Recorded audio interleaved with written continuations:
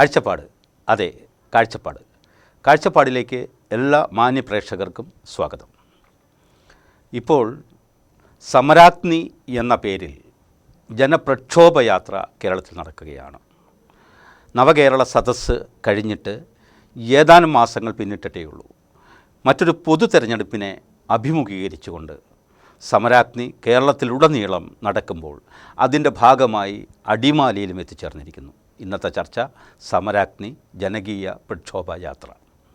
ഇന്നിപ്പോൾ ഈ വിഷയവുമായി ബന്ധപ്പെട്ട് ചർച്ചയ്ക്കെത്തിയിരിക്കുന്നത് KPCCയുടെ ആരാധ്യയായ ജനറൽ സെക്രട്ടറി, പ്രത്യേകിച്ച് മാധ്യമ ചാർജും കൂടിയുള്ള ജനറൽ സെക്രട്ടറിയാണ് അഡ്വക്കേറ്റ് ദീപ്തി മേരി വർഗീസ്.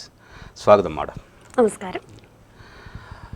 കേരളത്തിൽ മറ്റൊരു ജനകീയ പ്രക്ഷോഭ യാത്ര ആരംഭിച്ചിരിക്കുകയാണ്. ഇന്നിപ്പോൾ അത് ഇടുക്കി ജില്ലയിൽ പ്രവേശിച്ചിരിക്കുന്നു, അടിമാലിയിലെത്തിയിരിക്കുന്നു. സമരാഗ്നി എന്നാണ് അതിന് കൊടുത്തിരിക്കുന്ന പേര്.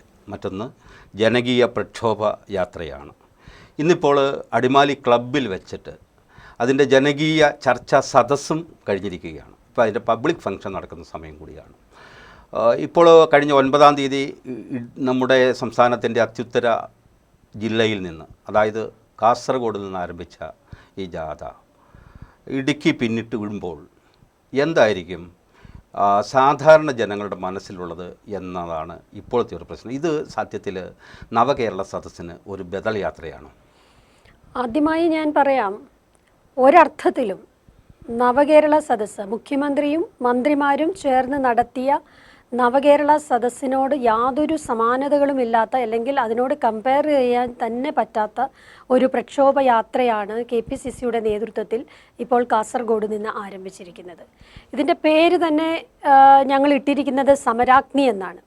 ഈ സമരാഗ്നി എന്ന പേര് ആദ്യമായി ഞങ്ങൾ ഇടുമ്പോൾ ഞങ്ങളൊരു സമരം, ഭരിക്കുന്ന ഭരണകൂടത്തിനെതിരെ, അന്യായങ്ങൾക്കെതിരെ, അനീതിക്കെതിരെ ഉള്ള ഒരു സമരം എന്നുള്ള നിലയ്ക്കാണ് ആ പേരിട്ട് മുമ്പോട്ട് പോയതെങ്കിലും ഇപ്പോൾ കാസർഗോഡ് മുതൽ കഴിഞ്ഞ ഈ 9-ാമത്തെ ജില്ലയിൽ എത്തി നിൽക്കുമ്പോൾ ഞങ്ങൾക്ക് പറയാൻ കഴിയുന്ന ഒരു കാര്യമുണ്ട്. ഈ ജനങ്ങൾ, കേരളത്തിലെ ജനങ്ങൾ, പ്രത്യേകിച്ച് സാധാരണ ജനങ്ങൾ, താഴെത്തട്ടിലുള്ള ജനങ്ങൾ, തൊഴിലാളികൾ, അധ്വാനിക്കുന്ന വിഭാഗത്തിലുള്ള ജനങ്ങളുടെ എല്ലാം വലിയ സങ്കടങ്ങൾ കേട്ടുകൊണ്ടാണ് ഓരോ ജില്ലയും ഞങ്ങൾ കടന്നുപോയിക്കൊണ്ടിരിക്കുന്നത്. ഇത് സാധാരണ നടത്തുന്ന ഒരു രാഷ്ട്രീയ പ്രചരണമോ അല്ലെങ്കിൽ രാഷ്ട്രീയ സമരമോ എന്നുള്ള നിലയ്ക്ക് മാത്രം ഇതിനെ കാണാൻ കഴിയില്ല. തീർച്ചയായിട്ടും ഇതൊരു സമരമാണ് എന്നുള്ള കാര്യത്തിൽ യാതൊരു സംശയവുമില്ല. പക്ഷേ ഈ സമരം ആർക്ക് വേണ്ടിയാണ്, എന്തിനു വേണ്ടിയാണ് കേരള പ്രദേശ് കോൺഗ്രസ് കമ്മിറ്റി ഇത് നടത്തുന്നത് എന്നുള്ളത് ഏറെ പ്രസക്തമാണ് എന്ന് ഞങ്ങൾക്ക് തന്നെ തോന്നിയ 9-ാമത്തെ ജില്ലയിലാണ് ഞങ്ങൾ ഇന്ന് എത്തി നിൽക്കുന്നത്. എല്ലാ ജില്ലയിലും ജനകീയ സദസ്സ് നടത്തുമ്പോൾ ജനങ്ങൾ അവിടെ വന്ന് പറയുന്നവരെന്ന് പറയുന്നത് സാധാരണക്കാരാണ്, പാവപ്പെട്ടവരാണ്. അവരുടെ അകത്ത് അടയ്ക്ക കർഷകരുണ്ട്, നാളികേര കർഷകരുണ്ട്, മറ്റു കർഷകരുണ്ട്, നെൽകൃഷി നടത്തുന്നവരുണ്ട്. നെൽകൃഷി നടത്താൻ കഴിയാതെ പോകുന്ന ഇന്നത്തെ സാഹചര്യങ്ങൾ അവർ വ്യക്തമാക്കുന്നു. റബ്ബർ കർഷകരുണ്ട്. വിളകൾക്ക് താങ്ങുവില ലഭിക്കുന്നില്ല എന്ന് പറഞ്ഞ് പൊട്ടിക്കരയുന്ന കർഷകരെയാണ് എല്ലാ സ്ഥലങ്ങളിലും, പ്രത്യേകിച്ച് കാർഷിക ജില്ലകളിലൊക്കെ, മലയോര ജില്ലകളിലുമൊക്കെ ഞങ്ങൾ കണ്ടുവന്നത്.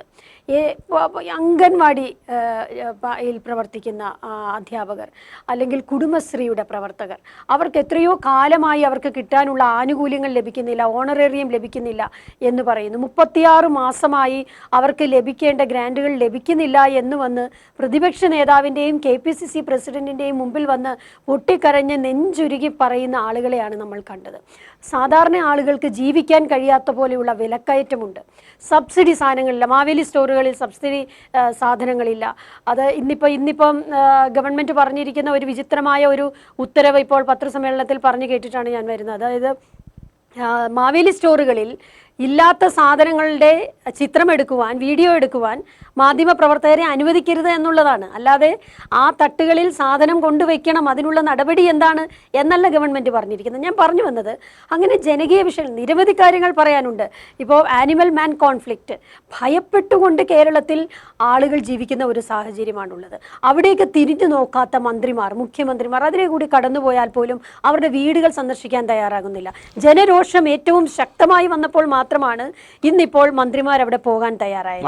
അപ്പോൾ ഞാൻ ചോദിച്ചോട്ടെ, ഇതേ പ്രശ്നം തന്നെ മിക്കവാറും നവകേരള സദസ്സിൽ മുഖ്യമന്ത്രി പങ്കെടുത്ത നവകേരള സദസ്സിലും ഇതുപോലൊരു ജനകീയ ചർച്ച സംഘടിപ്പിക്കുകയും ഈ തരത്തിൽ ജനങ്ങളുമായിട്ട് സംവദിക്കാനൊരു വേദി ഒരുക്കുകയും ഈ മാൻ ആനിമൽ കോൺഫ്ലിക്റ്റ് ഉൾപ്പെടെയുള്ള മൃഗ മനുഷ്യ സംഘർഷങ്ങളും ഇവിടുത്തെ ഭൂപ്രശ്നങ്ങളും, ഇടുക്കിയുടെ ഭൂപ്രശ്നങ്ങളൊക്കെ ഒത്തിരി സങ്കീർണമാണെന്ന് അങ്ങേക്ക് അറിയാമല്ലോ. അപ്പോൾ ഈ പ്രശ്നങ്ങളൊക്കെ അവിടെയും ചർച്ച ചെയ്യുന്നത് കേട്ടു. സത്യത്തിൽ അത് പലപ്പോഴും അതിനെന്ത് തീരുമാനമായി എന്നുള്ളത് ഇപ്പോഴും നമുക്ക് നന്നായി അറിഞ്ഞുകൂടാ. ഈ കാര്യത്തിൽ എന്തായിരിക്കും തീരുമാനം?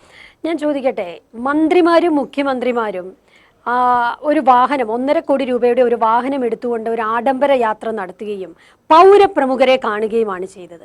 അതാണ് ഏറ്റവും പ്രധാനപ്പെട്ട വ്യത്യാസം എന്ന് പറയുന്നത്. താങ്കൾ ആദ്യം ചോദിച്ച ചോദ്യം അതായിരുന്നു. ഏറ്റവും പ്രധാനപ്പെട്ട വ്യത്യാസം, അവരുടെ യാത്രയിൽ, മന്ത്രിമാരുടെ യാത്രയിൽ അവർ പൗരപ്രമുഖന്മാരെ കണ്ടപ്പോൾ ഞങ്ങൾ കണ്ടത് കർഷകരെയും സാധാരണക്കാരെയും ബാങ്ക് ലോൺ ജപ്തി വന്നിട്ട് ആത്മഹത്യയുടെ വക്കിൽ നിൽക്കുന്നവരെയും ആത്മഹത്യ ചെയ്ത് അവരുടെ കുടുംബാംഗങ്ങളെയുമാണ് കണ്ടത്. അതാണ് ഏറ്റവും പ്രധാനപ്പെട്ട വ്യത്യാസം എന്ന് പറയുന്നത്. അതുകൊണ്ട് തന്നെയാണ് ഇത് ജനകീയ പ്രക്ഷോഭ യാത്രയായി മാറുന്നത്. ഞാൻ ചോദിച്ചോട്ടെ, മുഖ്യമന്ത്രിയും കൂട്ടരും നടത്തിയ യാത്ര, ആ യാത്രയുടെ പര്യവസാനം എന്താണ്, അതിൻ്റെ റിസൾട്ട് എന്ന് പറയുന്നത്? കേരളത്തിലെ ജനങ്ങൾക്ക് അതറിയാൻ താല്പര്യമുണ്ട്. അത് പുറത്തു പറയുവാൻ കേരളത്തിൻ്റെ ഗവൺമെൻറ് തയ്യാറാണോ? ഈ നിമിഷം വരെ എന്തിനൊക്കെയാണ് പ്രതിവിധി ഉണ്ടാക്കിയിട്ടുള്ളത്, എന്തിലൊക്കെയാണ് നടപടി ഉണ്ടാക്കിയിട്ടുള്ളത്? നമുക്കറിയാവുന്നതാണ്. ഇപ്പോൾ നമ്മൾ മനസ്സിലാക്കുന്ന ഒരു കാര്യം, പല കേസുകളിലും ഇപ്പോൾ താങ്കൾ പറഞ്ഞു ഇത് രണ്ടും ഒരുപോലെയാണെന്ന് പറഞ്ഞു. ഒരിക്കലും ഒരുപോലെയല്ല. ഈ മന്ത്രിമാരും മുഖ്യമന്ത്രിമാരും ഇതിന് നടപടി എടുക്കേണ്ട ഉത്തരവാദിത്തപ്പെട്ട ഭരണകൂടം എന്ന് പറയുന്നവർ, അവർ തിരുവനന്തപുരത്ത് എത്തിക്കഴിഞ്ഞപ്പോൾ എന്ത് നടപടിയാണ് എടുത്തതെന്ന് ചോദിച്ചാൽ അവർ നേരത്തെ എന്താണോ ചെയ്തിരുന്നത്, ഈ പരാതിക്കാർ എന്താണോ ചെയ്തിരുന്നത് അത് തന്നെയാണ് ചെയ്യാൻ പറയുന്നത്. പോയി വില്ലേജ് ഓഫീസറെ കാണാനാണ് പറയുന്നത്, അല്ലെങ്കിൽ ആ കൺസേൺ ഉദ്യോഗസ്ഥനെ പോയി കാണൂ എന്ന് പറഞ്ഞിട്ടാണ് കത്തയക്കുന്നത്. അപ്പോൾ എങ്ങനെ ആ നടപടിക്ക് വേണ്ടിയാണോ ഈ ആഡംബര യാത്ര നടത്തിയത്? കേരളത്തിൻ്റെ ഖജനാവിൽ പൂച്ച പെറ്റുകിടക്കുന്നു എന്ന് കേരളത്തിൻ്റെ പ്രതിപക്ഷ നേതാവ് പറയുകയാണ്. അപ്പോൾ ഇവിടെ പൂപ്പലരിച്ചിരിക്കുന്ന ഈ ഖജനാവിൽ നിന്ന് പണം എടുത്തുകൊണ്ട് അവരുടെ സ്വന്തം കേസുകളിൽ, വ്യക്തിപരമായ കേസുകളിൽ വക്കീലന്മാരെ വയ്ക്കാൻ തയ്യാറാകുന്ന ഈ ഗവൺമെൻറ്, കേരളത്തിലെ ധനസ്ഥിതി പരമദാരിദ്ര്യമാണ് എന്ന് പറയുന്ന ധനകാര്യമന്ത്രി, ഇവരെല്ലാം ഈ ആഡംബര യാത്രയ്ക്ക് ശേഷം, അല്ലെങ്കിൽ നവമാഡംബി യാത്രയ്ക്ക് ശേഷം ഇവര് ശരിക്കും നടത്തിയ നവമാഡംബി യാത്ര. ഇത്തരം ചോദ്യങ്ങളൊക്കെ ഇപ്പോഴും പൊതുസമക്ഷത്തിൽ അങ്ങനെ തന്നെ നിൽക്കുന്നുണ്ട്. ഞാൻ ചോദിക്കുന്നത് മറ്റൊരു ചോദ്യവുമായിട്ട് ബന്ധപ്പെട്ടാണ്. നമുക്ക് സമയത്തിൻ്റെ പരിമിതി ഉണ്ടല്ലോ. മാഡം, ഈ സാധാരണ നിലയിൽ ഏതൊരു ഇലക്ഷൻ പൊതു തെരഞ്ഞെടുപ്പ് വരുന്നതിന് മുമ്പ് KPCCയുടെ നേതൃത്വത്തിൽ ഒരു കേരള യാത്ര സംഘടിപ്പിക്കാറുണ്ട്. അത് കേരള മുഖ്യമന്ത്രി ആയിരിക്കുമ്പോൾ അങ്ങനെ ചിലപ്പോൾ മുഖ്യമന്ത്രി ആയിരിക്കും, ചിലപ്പോൾ അല്ലെങ്കിൽ KPCC പ്രസിഡന്റ് ആയിരിക്കുമെന്ന്. ഈ തവണ 2 പേരും ചേർന്നാണ്. ഇതിനു മുമ്പ് അങ്ങനെ നടന്നിട്ടുണ്ടോ എന്ന് പൂർണ്ണമായിട്ട് എനിക്ക് അറിഞ്ഞുകൂടാ. 2 പേരും ചേർന്നിട്ടാണ്. എന്തായാലും തുടർ ഭരണം LDFന് കിട്ടി. ഇനിയൊരു ഭരണം ഒരുപക്ഷെ LDFിലേക്ക് പോകരുത് എന്ന ദൃഢനിശ്ചയമാണ് അതിൻ്റെ പിന്നിൽ. KPCC പ്രസിഡന്റും പ്രതിപക്ഷ നേതാവും ജനങ്ങളുടെ പ്രശ്നങ്ങൾ കേൾക്കാൻ വേണ്ടിയാണ് ഒരുമിച്ച് യാത്ര ചെയ്യാൻ തയ്യാറായത്. ശരിയാണ്, താങ്കൾ പറഞ്ഞ പോലെ അടുത്ത കാലങ്ങളിലൊന്നും അങ്ങനെ ഒരു കാഴ്ച കേരള സമൂഹം കണ്ടിട്ടുണ്ടാവില്ല. പക്ഷേ നമ്മുടെ സമൂഹം നമ്മുടെ കേരളം എന്ന് പറയുന്നത് എത്രയോ കാര്യങ്ങളിൽ ഏറ്റവും 1-ാം സ്ഥാനത്താണ്. ഇപ്പോൾ ആരോഗ്യരംഗത്ത് 1-ാം സ്ഥാനത്താണെന്ന് നമ്മൾ വളരെ അഹങ്കാരത്തോടെ അവകാശപ്പെട്ടിരുന്നതാണ്. ഇന്ന് അതൊന്നും ഇല്ലാത്ത ഒരു സാഹചര്യത്തിൽ എല്ലാവരും ഒരുമിച്ച്, ഇതൊരു രാഷ്ട്രീയ സമരമായി കാണണ്ട, ഇവിടെ ജനങ്ങളെ ഒരുമിച്ച് നിർത്തിക്കൊണ്ട് ഒരുമിച്ച് മുമ്പോട്ട് പോകുന്ന ഒരു ജനകീയ മുന്നേറ്റ യാത്രയ്ക്കാണ് ഞങ്ങൾ പ്ലാൻ ചെയ്തിരുന്നത്. അത് തന്നെയാണ് ഇപ്പോൾ നടന്നുകൊണ്ടിരിക്കുന്നത്. ശരിക്കൊരു പ്രക്ഷോഭയാത്ര. ആ സമരത്തിന് ഈ തവണ സാധാരണ KPCC തിരഞ്ഞെടുക്കുന്ന പേരുകളിൽ നിന്നൊക്കെ ഏറെ വ്യത്യസ്തമുള്ള, കുറേ കൂടി വീര്യമുള്ള പേരാണ് ഇട്ടിരിക്കുന്നത്. ഒന്ന് സമര അഗ്നിയാണ്, മറ്റൊന്ന് ജനകീയ പ്രക്ഷോഭയാത്രയാണ്. തീർച്ചയായിട്ടും ആ പേരിൽ തന്നെ ഭരിക്കുന്ന ഗവൺമെൻറ്റിനെതിരെയുള്ള ഒരു ശക്തമായ വികാരമുണ്ട്. അപ്പോൾ അത് ജനങ്ങളിലേക്ക് എത്തിക്കുക എന്ന്, പൊതുവേ ജനങ്ങൾക്കിടയിൽ ഉള്ള ഒരു തണുത്ത രാഷ്ട്രീയ അന്തരീക്ഷത്തെ അതിശക്തമായ രീതിയിൽ സജീവമാക്കുക എന്ന് തന്നെയാണ് ഇതിൻ്റെ പിന്നിലെ ഉദ്ദേശം. അല്ല, എനിക്ക് ഈ കഴിഞ്ഞ ദിവസങ്ങളിലെയൊക്കെ ജനങ്ങളുമായി സംവദിച്ചപ്പോൾ അവർ പറഞ്ഞു കേട്ട കാര്യങ്ങളിൽ നിന്ന് എനിക്ക് മനസ്സിലായത്, യഥാർത്ഥത്തിൽ ഞങ്ങളാണ് സമരാഗ്നി എന്ന് പേരിട്ട് ഈ യാത്ര മുമ്പോട്ട് കൊണ്ടുപോയതെങ്കിലും യഥാർത്ഥത്തിലുള്ള അഗ്നിയുള്ളത് ഇവിടെയുള്ള സാധാരണക്കാരുടെ മനസ്സിലാണ് എന്നുള്ളതാണ് ഞങ്ങൾക്ക് നേരിട്ട് ബോധ്യപ്പെട്ടിട്ടുള്ളത്. അവരൊന്നും രാഷ്ട്രീയം അറിയാത്തവരോ താങ്കൾ പറഞ്ഞ പോലെ തണുത്തിരിക്കുന്നവരോ ഒന്നുമല്ല. അവരുടെ മൗനം വളരെ അർത്ഥഗർഭമാണ് എന്നുള്ളതാണ് ഞാൻ മനസ്സിലാക്കുന്നത്.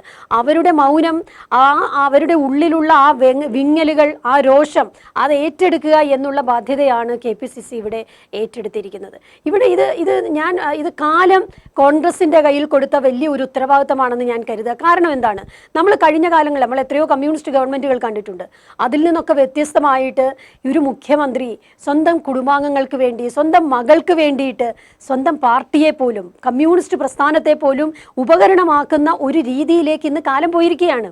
അതിന് കൂട്ടുനിൽക്കുന്നവർ party secretary P Govindan, AK Balan കേന്ദ്ര കമ്മിറ്റി അംഗമാണ് എന്നുള്ള ബോധ്യം പോലും ഇല്ലാതെ ഒരു PROയെ പോലെ എക്സാലോജിക് എന്ന കമ്പനിക്ക് വേണ്ടി സംസാരിക്കുന്ന ഒരു കാലത്താണ് നമ്മൾ മുമ്പോട്ട് പോയിക്കൊണ്ടിരിക്കുന്നത്. നിയമസഭയിൽ വേണ്ടത്ര കോൺഗ്രസ് ഈ കാര്യം ഉന്നയിക്കുന്നില്ല എന്നൊരു ആക്ഷേപം പൊതുവെ രാഷ്ട്രീയ രംഗത്ത് നിലനിൽക്കുന്നുണ്ടല്ലോ മാഡം.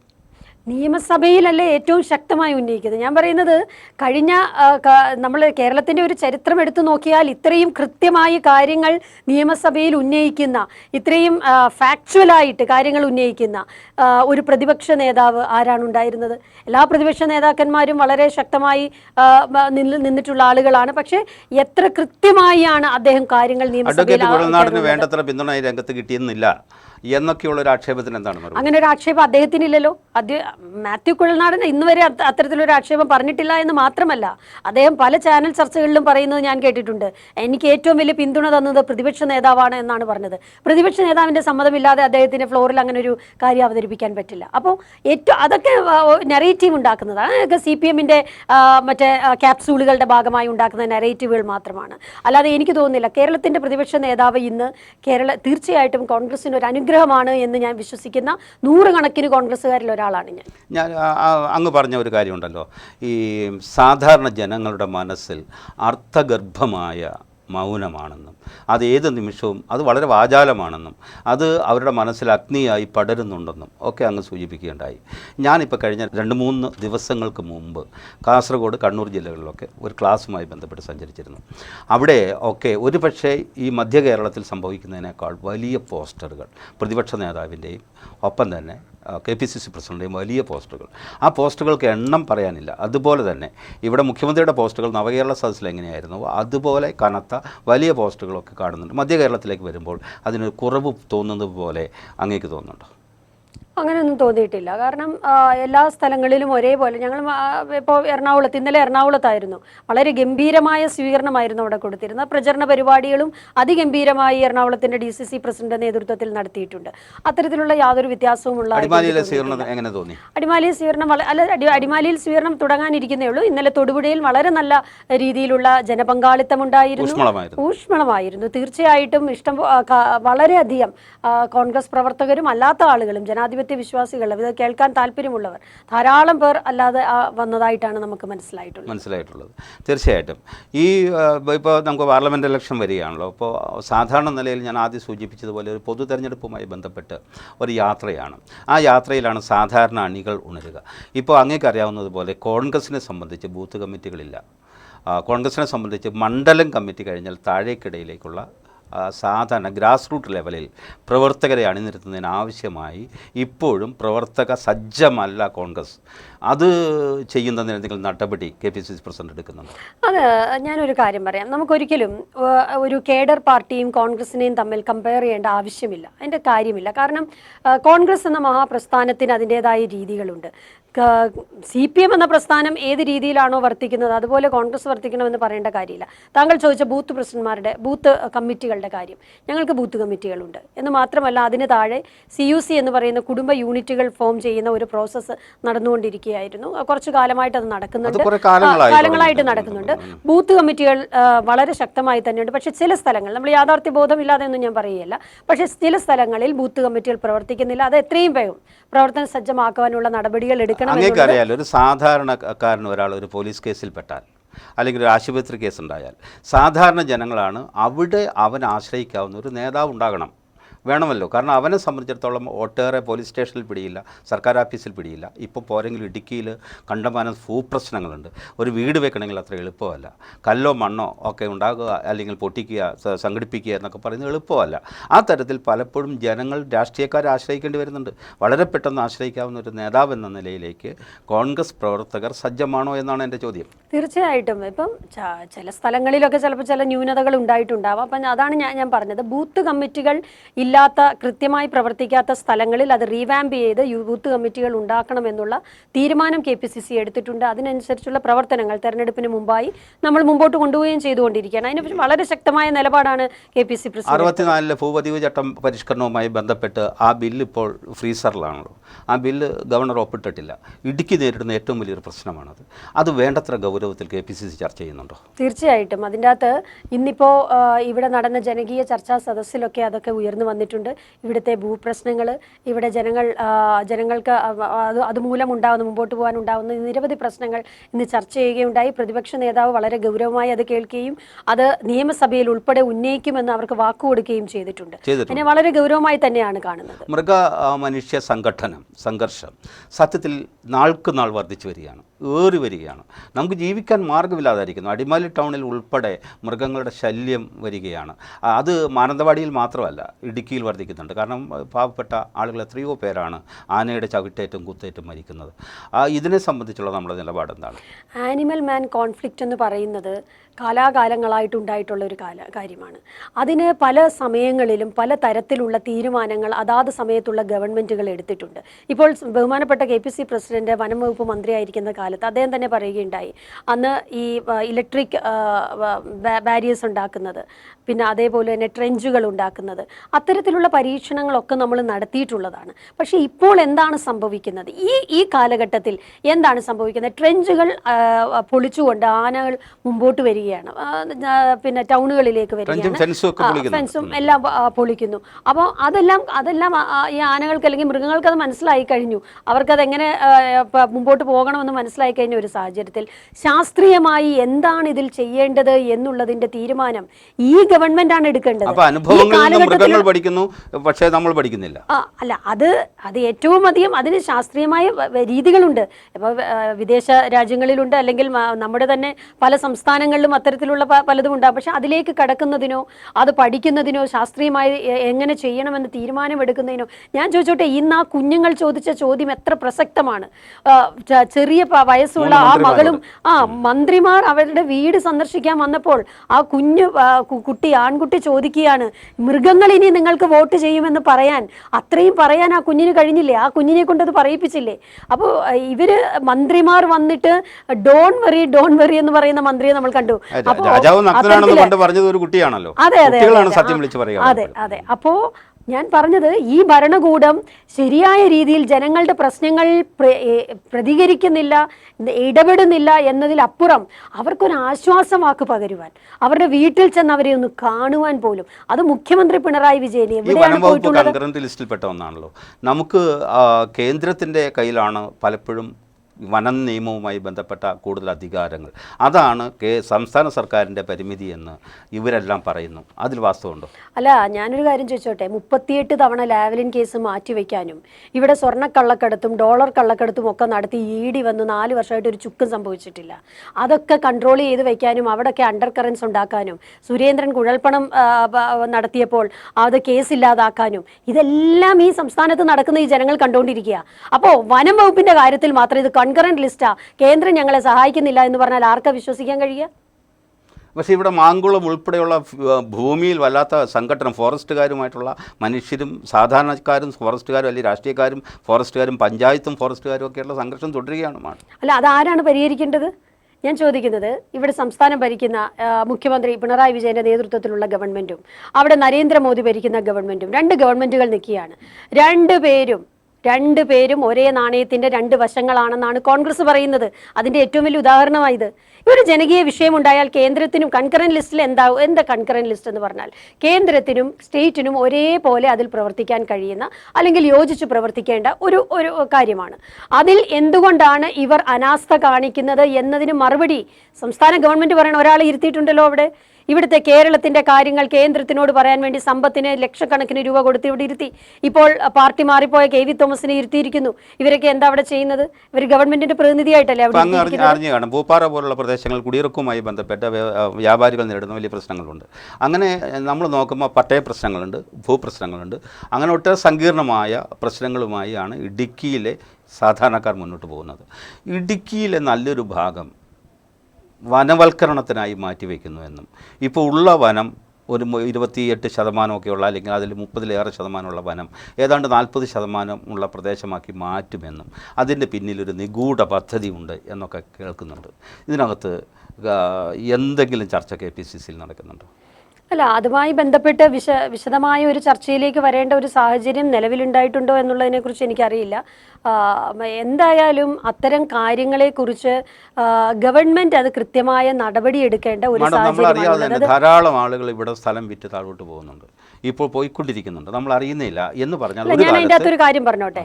ഇപ്പം വനത്തിൽ നിന്ന് മൃഗങ്ങൾ എന്തുകൊണ്ടാണ് നഗര പ്രാന്ത പ്രദേശങ്ങളിലേക്കൊക്കെ വരാൻ സാഹചര്യമുണ്ടായത് എന്നതിനെക്കുറിച്ച് ഒരു പഠനം നടത്തുവാൻ ഇവർ ഇതുവരെ തയ്യാറായിട്ടുണ്ടോ? എന്താണ് വനത്തിൽ സംഭവിക്കുന്നത്? ഇപ്പോൾ നമുക്കതിന് പല പ്രതിവിധികളും ഉണ്ടാകാം, അല്ലെങ്കിൽ നമ്മൾ പല കാര്യങ്ങളും പറയുന്നുണ്ടാകാം. പക്ഷേ വനത്തിൽ നിന്ന് മൃഗങ്ങൾ ടൗണിലേക്കൊക്കെ വരുന്നതിൻ്റെ കാരണം എന്താണ് എന്നുള്ളത് ഞാൻ ചോദിക്കുന്നത്.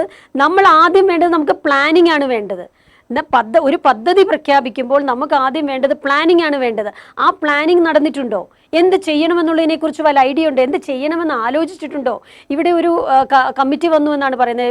ബഹുമാനപ്പെട്ട മന്ത്രി രാജേഷും അതുപോലെ ശശീന്ദ്രൻ മന്ത്രിയും രാജൻ മിനിസ്റ്ററും കൂടെ 3 പേരും കൂടെ ചേർന്നാണ് ആ വീടുകളൊക്കെ സന്ദർശിച്ചിട്ടുള്ളത്. ഇവർ ഈ സന്ദർശനം കഴിഞ്ഞ് എന്താണ് ജനങ്ങളോട് പറയാനുള്ളത്? എന്ത് ചെയ്യുമെന്നാണ് പറയുന്നത്? അവർക്ക് 5 ലക്ഷമോ 10 ലക്ഷമോ കൊടുത്താൽ തീരുന്ന പ്രശ്നമാണോ? ഒരാൾ മരിക്കുന്നു, ഒരു കുടുംബത്തിൽ മരിക്കുന്നു, അവർക്ക് 10 ലക്ഷം രൂപ കൊടുക്കുന്നു, അതോടെ തീരുന്ന പ്രശ്നമല്ല ഇത്. അവരുടെ പ്രശ്നം എന്താണ്? ഇനിയുമുണ്ട് അവിടെ അച്ഛനമ്മമാർ, അവിടെ ഇനിയുമുണ്ട് ചെറുപ്പക്കാർ, പള്ളിയിൽ പോകുന്നു, സ്കൂട്ടറിൽ പോകുന്ന ഭാര്യയ്ക്ക് മുമ്പിലിട്ട് ഒരു ആന ഒരാളുടെ നെഞ്ചും കൂടി ചവിട്ടി തകർക്കുകയാണ്. അത് കണ്ടിട്ട് വേദനയോടെ ഓടി രക്ഷപ്പെടുന്ന ഭാര്യ, അവരുടെയൊക്കെ വിഷമം. ഇനിയും അതുപോലെ ഭാര്യമാർ ഉണ്ടാകാൻ പാടില്ല, ഇനിയും ഇതുപോലെ കുഞ്ഞുങ്ങൾ ചോദിക്കാൻ പാടില്ല.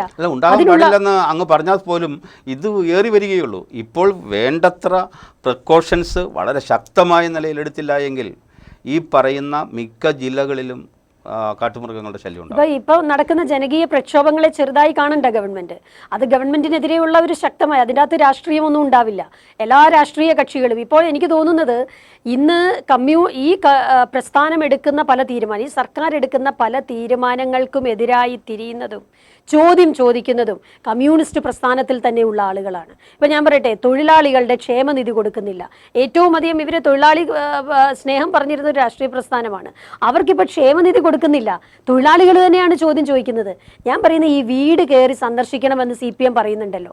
ഈ വീട് കയറി സന്ദർശിക്കാൻ പറയുന്ന സമയത്ത് ഇവരൊക്കെ ഒന്ന് രഹസ്യമായിട്ടെങ്കിലും പതുക്കെ ചോദിക്കണം, നിങ്ങൾ ആർക്ക് വേണ്ടിയാണ് ഭരണം നടത്തുന്നത്? ഇത് തൊഴിലാളികൾക്ക് വേണ്ടിയാണോ? അംഗൻവാടി ടീച്ചേഴ്സിന് വേണ്ടിയാണോ? കുടുംബശ്രീക്ക് വേണ്ടിയിട്ടാണോ?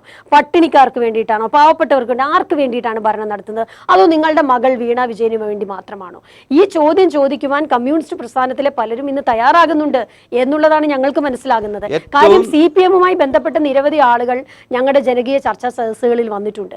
പല ആളുകളും പാർട്ടി മാറി. ഇപ്പൊ തന്നെ പാലക്കാട് വെച്ച് നിരവധി ആളുകൾ CPM വിട്ടിട്ട് നിരവധി സാധാരണക്കാരായ ആളുകൾ കോൺഗ്രസിലേക്ക് വന്നു. ഞങ്ങൾ വേദിയിൽ വെച്ച് തന്നെ അവരെ മാലയിട്ട് സ്വീകരിക്കുന്ന സാഹചര്യം ഉണ്ടായി. തിരിച്ചു സംഭവിക്കുന്നുണ്ട്. കോൺഗ്രസിൽ നിന്നൊക്കെ CPMിലേക്ക് ആളുകൾ ഇപ്പോഴും പോകും. അല്ലാതെ KV തോമസിനെ പോലുള്ളവരാ പോകുന്നത്, അല്ലാതെ വളരെ അണികളിൽ നിന്ന് പോയിട്ടുണ്ട്. ഞാൻ ചോദിക്കുന്ന സാധാരണക്കാരുടെ കാര്യമാണ്. സാധാരണക്കാരായ ആളുകൾ പാർട്ടി വിട്ടു പോകുന്നുണ്ടോ എന്നുള്ളത് അവർ വിചിന്തനം ചെയ്യട്ടെ. ഇത് ബംഗാളിൽ സംഭവിച്ച പോലെ തന്നെ സംഭവിക്കും. ബംഗാളിൽ ജ്യോതി ബസു സ്വന്തം മകന് വേണ്ടിയിട്ട് സ്വന്തം മകന് വേണ്ടി നിലപാടെടുത്ത് ആണ് ആ പ്രസ്ഥാനം മുച്ചൂട് നശിച്ചു പോകാനുള്ള കാരണം. അതുകൊണ്ടാണ് തീർച്ചയായിട്ടും അങ്ങനെ ഒരു സ്വപ്നം ആദ്യം മുതലേ വെച്ച് പുലർത്തുന്നുണ്ട് കോൺഗ്രസ്സുകാർ. പക്ഷെ അത് സ്വാഭാവികമായി ഞങ്ങൾക്ക് അങ്ങനെ സ്വപ്നമൊന്നുമില്ല. ഞാനൊരു കാര്യം ചോദിച്ചോട്ടെ, കോൺഗ്രസിനെ സംബന്ധിച്ച് അത്തരത്തിൽ പ്രതിപക്ഷം വേണ്ട അല്ലെങ്കിൽ മറ്റൊരു രാഷ്ട്രീയ പ്രസ്ഥാനം വേണ്ട എന്ന് സ്വപ്നം കണ്ടിരുന്നെങ്കിൽ പണ്ട് നെഹ്റു സ്വപ്നം കാണണമായിരുന്നു. നെഹ്റു സ്വപ്നം കണ്ടിരുന്നെങ്കിൽ ഈ പാർട്ടികളൊന്നും ഉണ്ടാവില്ലായിരുന്നു. ഇന്ത്യയുടെ ജനാധിപത്യ സംസ്കാരത്തിന് എല്ലാ തരത്തിലും പ്രാധാന്യം നൽകിക്കൊണ്ട് മുമ്പോട്ട് പോയ രാഷ്ട്രീയ പ്രസ്ഥാനമാണ് കോൺഗ്രസ്. എന്തുകൊണ്ടാണ് കോൺഗ്രസിന് ആ തരത്തിലുള്ള ഒരു തുടർച്ച നഷ്ടപ്പെട്ടത്? ഏത് തരത്തിലുള്ള? പ്രതിപക്ഷത്തോട് ബഹുമാനം, അതുപോലെ തന്നെ സാംസ്കാരിക പ്രവർത്തകരോടുള്ള കരുതൽ, നെഹ്റുവിൻ്റെ കരുതൽ, അക്കാഡമികൾ, സംഗീത നാടക അക്കാഡമികൾ, അതുപോലെ സാഹിത്യ അക്കാഡമികൾ, ശാസ്ത്ര സാങ്കേതിക വകുപ്പിൻ്റെ ഇതൊക്കെ കോൺഗ്രസിന് എവിടെയെങ്കിലും നഷ്ടപ്പെട്ടിട്ടുണ്ടോ? സാഹിത്യ സാംസ്കാരിക നേതാക്കന്മാരുടെ ഒക്കെ കാര്യങ്ങളൊക്കെ നമ്മളിപ്പോൾ കണ്ടുകൊണ്ടിരിക്കുകയാണല്ലോ. അക്ഷരമൂർച്ചയിൽ അവർ പറഞ്ഞ പ്രതികരണങ്ങൾ, അവർ പറഞ്ഞ കഴിഞ്ഞ ദിവസങ്ങൾ MD ഉൾപ്പെടെ പറഞ്ഞ പ്രതികരണങ്ങൾ, അത് ആരോടാണ് പറഞ്ഞത്? എന്നോടല്ല, മോദിയോടല്ല, എന്നോടാണ്. ഇങ്ങനെ പറഞ്ഞ് അങ്ങോട്ടും ഇങ്ങോട്ടും ഇത് പറയുമ്പോൾ ഇത് ഏൽക്കേണ്ട ആളുകൾ നന്നായി ഏറ്റിട്ടുണ്ട്. അതുകൊണ്ടാണല്ലോ മുകുന്ദൻ ഉൾപ്പെടെ MD ഉൾപ്പെടെ പറഞ്ഞ മുഴുവൻ അധികാരത്തോട് ഭ്രമം ബാധിച്ച ഒരു ഭരണകൂടം ഏത് തരത്തിലാണ് നശിക്കാൻ പോകുന്നത് എന്നുള്ളതിന്റെ വ്യക്തമായ സൂചന പക്ഷേ 90% സാഹിത്യ അല്ലെങ്കിൽ സാഹിത്യ രംഗത്തുള്ള സാംസ്കാരിക രംഗത്തുള്ളവരെ ചേർത്ത് നിർത്തിക്കൊണ്ടാണ് ആ പാർട്ടി മുന്നോട്ട് പോകുന്നത്. ചേർത്ത് നിർത്തിയെന്ന് ആര് പറഞ്ഞു? അവരൊക്കെ തന്നെയാണല്ലോ ഇപ്പോൾ തിരിച്ചു പറഞ്ഞുകൊണ്ടിരിക്കുന്നത്. അപ്പോൾ ഞാൻ അല്ല, അതല്ല നമ്മുടെ ചർച്ചാ വിഷയം. എന്നാൽ പോലും ഞാൻ സൂചിപ്പിച്ചു എന്ന് മാത്രമേ ഉള്ളൂ. ഏതായാലും ഈ നമ്മുടെ പാർലമെൻറ്റ് ഇലക്ഷനിലേക്ക് വരികയാണ്. കോൺഗ്രസ് ഒരു ശക്തമായ പ്രതിപക്ഷമായെങ്കിലും ഈ രാജ്യത്ത് തുടരേണ്ടതുണ്ട്. അത് ജനങ്ങളുടെ ഒരു ആവശ്യമാണ്. കോൺഗ്രസ് ഭാരതത്തിൽ അല്ലെങ്കിൽ ഇന്ത്യയിൽ ഇനി അടുത്ത് നടക്കുന്ന തെരഞ്ഞെടുപ്പിൽ അധികാരത്തിലെത്തുമെന്നൊരു സാധാരണ ശരാശരി രാഷ്ട്രീയക്കാരൻ പോലും വിശ്വസിക്കുന്നില്ല. കാരണം അതിന് പറ്റിയ ഒരു രാഷ്ട്രീയ അന്തരീക്ഷം അല്ല ഇപ്പോൾ ഇന്ത്യയിലുള്ളത്. പക്ഷേ ശക്തമായൊരു പ്രതിപക്ഷമായിരിക്കുമെങ്കിലും വേണ്ടേ?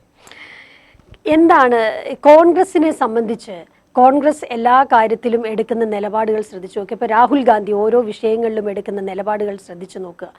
BJPയെ സംബന്ധിച്ച് അവർ ചെയ്യുന്നത് ഒരു ഫാസിസ്റ്റ് ഗവൺമെൻറ് അല്ലെങ്കിൽ ഒരു ഫാസിസ്റ്റ് പ്രസ്ഥാനം എന്താണോ ചെയ്യുന്നത് അതേ വഴിയിലൂടെയാണ് 100% അവർ പോയിക്കൊണ്ടിരിക്കുന്നത്. ഞാൻ പറയുന്നത് പ്രതിപക്ഷത്തെ, മാധ്യമങ്ങളെ, ഇവരുടെയൊക്കെ വാ അടപ്പിക്കാൻ വേണ്ടി എന്ത് തന്ത്രമാണ് BJP പ്രയോഗിച്ചുകൊണ്ടിരിക്കുന്നത്?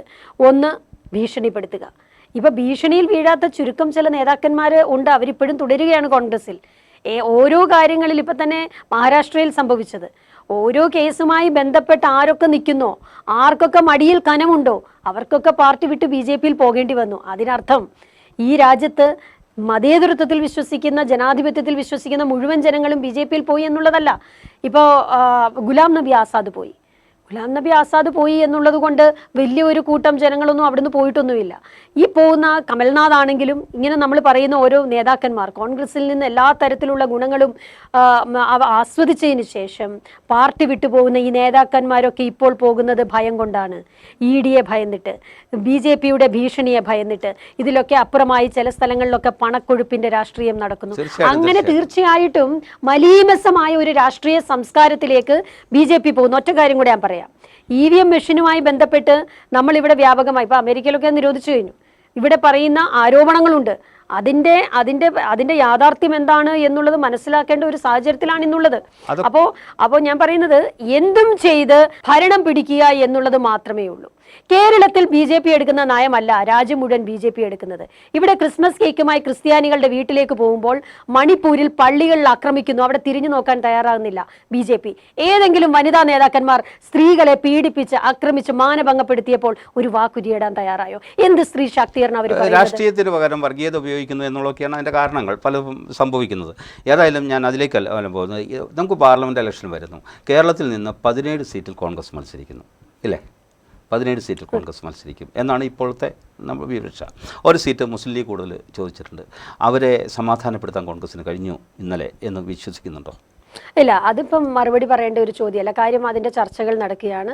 അത് പാർട്ടിയുടെ നേതൃത്വം അതിൻ്റെ ചർച്ചകൾ നടത്തുന്നു. ലീഗുമായി ബന്ധപ്പെട്ട് ഇല്ല, അതൊക്കെ ചർച്ചകൾ നടക്കുകയാണ്. അതിനകത്തൊന്നും ഇപ്പോൾ മറുപടി പറയേണ്ട കാര്യമില്ല. അതൊക്കെ ചർച്ചകളിലൂടെ തീരുമാനിക്കും. അത് ഉഭയകക്ഷി ചർച്ചകൾ നടന്നുകൊണ്ടിരിക്കുകയാണ്. അതിന് ബഹുമാനപ്പെട്ട പ്രതിപക്ഷ നേതാവും അതിനെക്കുറിച്ച് പറഞ്ഞല്ലോ. ചർച്ചകൾ നടത്തി എന്താണെന്നുള്ളത് തീരുമാനിക്കും. അതിനകത്തൊന്നും വലുതായിട്ട് വ്യാപനപ്പെടേണ്ട ആവശ്യമില്ല. ഇപ്പോൾ അങ്ങ് പേഴ്സണലായിട്ട് മഹാരാജ് കോളേജിൽ പഠിക്കുമ്പോൾ SFIയുടെ ക്രൂരമായ മർദ്ദനത്തിന് വിധേയമായി ഇഷ്ടിയെ കൊണ്ടൊക്കെ തലയ്ക്ക് അടിയേറ്റ് ആശുപത്രിയിൽ കിടക്കുന്ന രംഗമൊക്കെ ഞാൻ ഓർക്കുന്നു. അപ്പോൾ ഇത്തരം കാര്യങ്ങളിലൂടെ അതിലൂടെ ഇങ്ങനെ ഒരു കനൽ വഴികളിലൂടെ, പ്രത്യേകിച്ച് രാഷ്ട്രീയത്തിൻ്റെ കനൽ വഴികളിലൂടെ നടന്ന് കയറി വന്നൊരു നേതാവാണ്. അങ്ങേപ്പോലുള്ളവർക്ക്, പുതിയ രാഹുൽ മാങ്കൂട്ടത്തെ പോലുള്ളവർ ഒട്ടേറെ പേരുണ്ട്. ഇങ്ങനെയുള്ളവർക്കൊക്കെ സീറ്റ് കൊടുക്കണമെന്ന് കോൺഗ്രസ്സുകാർ, സാധാരണക്കാർ ആഗ്രഹിക്കുന്നുണ്ട്. ഇത്തവണ അത് നടക്കുമോ? അല്ല, ഒരു രാഷ്ട്രീയ പ്രവർത്തകൻ്റെ ആത്യന്തികമായ ലക്ഷ്യം പാർലമെൻറ്റിലും അസംബ്ലിയിലും ഇരിക്കുകയാണ് എന്ന് ഞാൻ വിശ്വസിക്കുന്നില്ല. ഞാൻ ഇന്ന് പാർട്ടിയുടെ ഒരു പ്രധാനപ്പെട്ട ഉത്തരവാദിത്തപ്പെട്ട പോസ്റ്റിലാണ് ഇന്നിരിക്കുന്നത്. ഇത് ഞാൻ കഴിഞ്ഞ കാലങ്ങളിൽ, ഞാൻ എൻ്റെ കഴിഞ്ഞ 10-33 വർഷക്കാലം ഞാൻ പ്രവർത്തിച്ച എൻ്റെ പാർട്ടി എനിക്ക് തന്ന വലിയ അംഗീകാരമായിട്ടാണ് ഞാൻ കാണുന്നത്. പിന്നെ മത്സരിക്കുക എന്നുള്ളത് അത് ഒരു അവസരമാണ്. അതിന് പല പല സാഹചര്യങ്ങൾ ഒരുമിച്ച് ഒരുങ്ങി വന്നാൽ മാത്രമേ മത്സരിക്കാൻ കഴിയുള്ളൂ. മത്സരിക്കാൻ വേണ്ടി മാത്രം രാഷ്ട്രീയ പ്രസ്ഥാനത്തിലേക്ക് വരുന്ന ആളുകളുടെ എണ്ണം വർദ്ധിക്കാൻ പാടില്ല എന്ന് വിശ്വസിക്കുന്ന ഒരാളാണ് ഞാൻ. മാഡം, ഒരു സീറ്റ് പോലും കോൺഗ്രസിന് പ്രധാനപ്പെട്ടതാണല്ലോ വരുന്ന ഇലക്ഷനിൽ. ആ ഒരു സീറ്റ് കേരളത്തിൽ നിന്ന് നഷ്ടപ്പെടരുത് എന്ന് ആഗ്രഹിക്കേണ്ടത് KPCC നേതൃത്വമല്ലേ? തീർച്ചയായിട്ടും. അത് അതിൻ്റെ പൂർണ്ണമായ രീതിയിൽ ചർച്ച നടക്കുന്നുണ്ടോ എന്നാണ് എൻ്റെ ചോദ്യം. തീർച്ചയായിട്ടും നടക്കുന്നുണ്ടല്ലോ. അത് ഉത്തരവാദിത്തപ്പെട്ട ആളുകൾ അതിൻ്റെ എന്തുകൊണ്ടാണ് പിന്നെ ഒട്ടുമിക്ക സീറ്റുകളിലും പഴയ സ്ഥാനാർത്ഥികളെ തന്നെ പരിഗണിക്കുന്നത്? അല്ല, പഴയ സ്ഥാനാർത്ഥി എന്നൊന്നും പറയാൻ പറ്റില്ല. അവർ അതിൽ പല ആളുകളും ഒരു തവണ മത്സരിച്ച ആളുകളൊക്കെ ഉണ്ട് അതിൽ.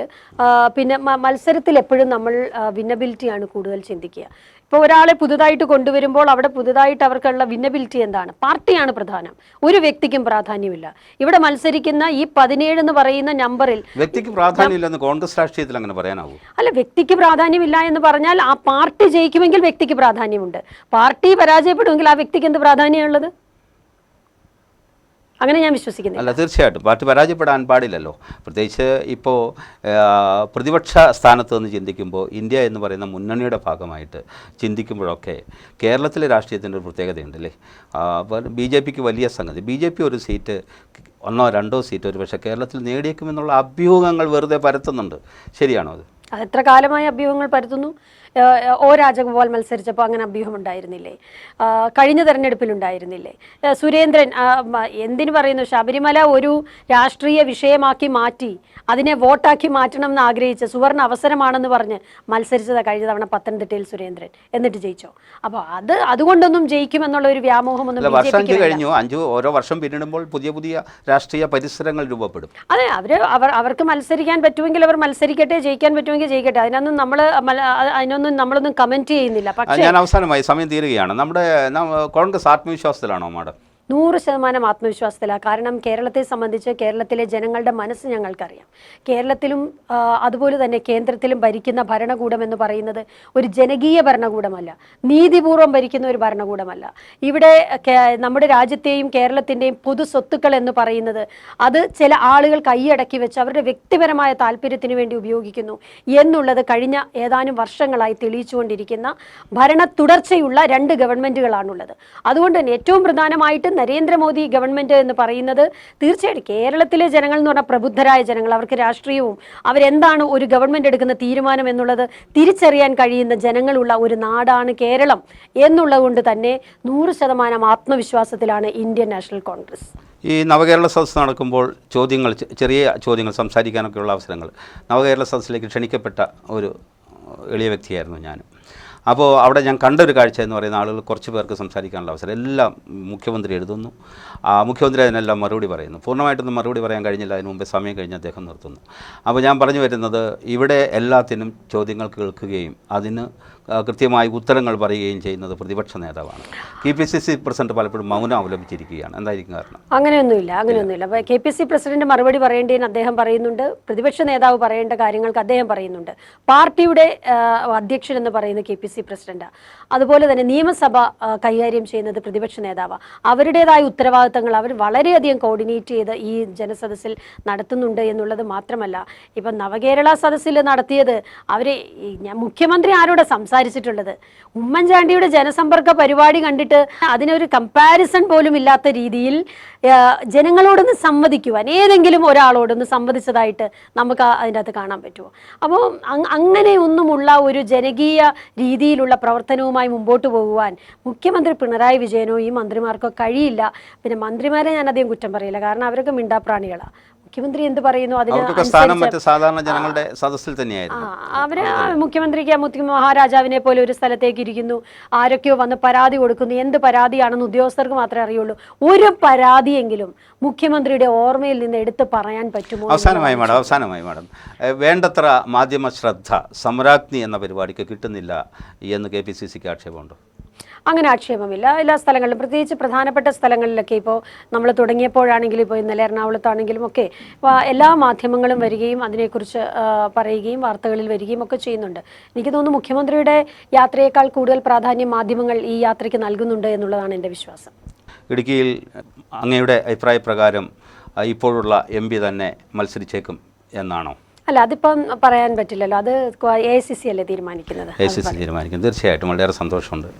സമയത്തിൻ്റെ പരിമിതി മൂലമാണ് അവസാനിപ്പിക്കുന്നത്. ഇത്രയും നേരം മീഡിയ നെറ്റുമായി ഈ വിഷയത്തിൽ സംവദിച്ചതിനും വന്നതിനും ഒക്കെ നമസ്കാരം.